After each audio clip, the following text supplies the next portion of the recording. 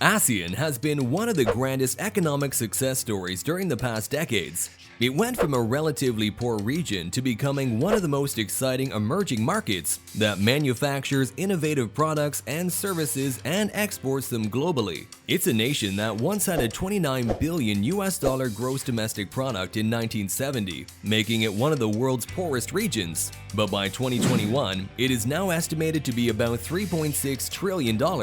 Its growth rate of the past decade has far surpassed that of other emerging markets like Eastern Europe, Africa, Latin America, and Central Asia. Moreover, the C-block trade has also grown from only $790 billion in 2000 and grew to $2.8 trillion by 2019. Led by the rigorous export economy, and as the association becomes an attractive destination for commodities. So how did ASEAN grow from a poor region to become one of the contenders for the title of economic superpowers? Before we move on, don't forget to leave us a like and subscribe for more. ASEAN, or officially called the Association of Southeast Asian Nations, is a 10-nation alliance composed of these countries, and it was established way back in 1967. Originally, it was a 5-nation coalition composed of only Indonesia, Malaysia, the Philippines, Singapore, and Thailand. It was brought up and formed because of the need for stability for regional politics and conflicts, geopolitical factors, economic development, and cooperation to fix any issues related to the region.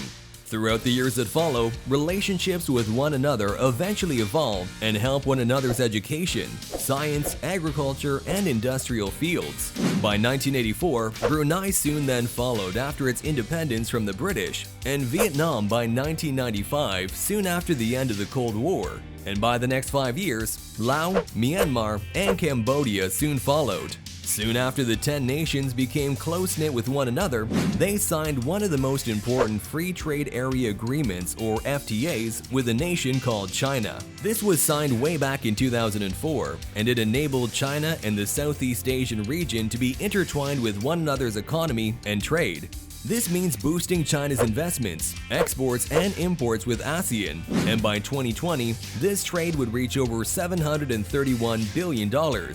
Making China the largest trade partner in the region. There are several other more trades that have brought in a myriad of economic changes, from South Korea and Japan, where they both collectively and had a combined trade of over $374 billion.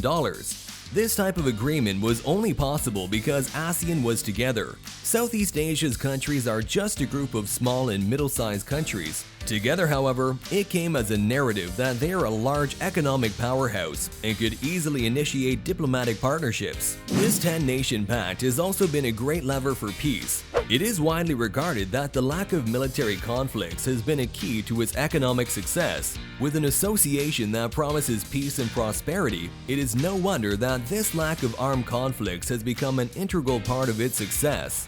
Although there may be a lot of signs for prosperity, in all honesty, the greatest economic engine is the human capital of ASEAN.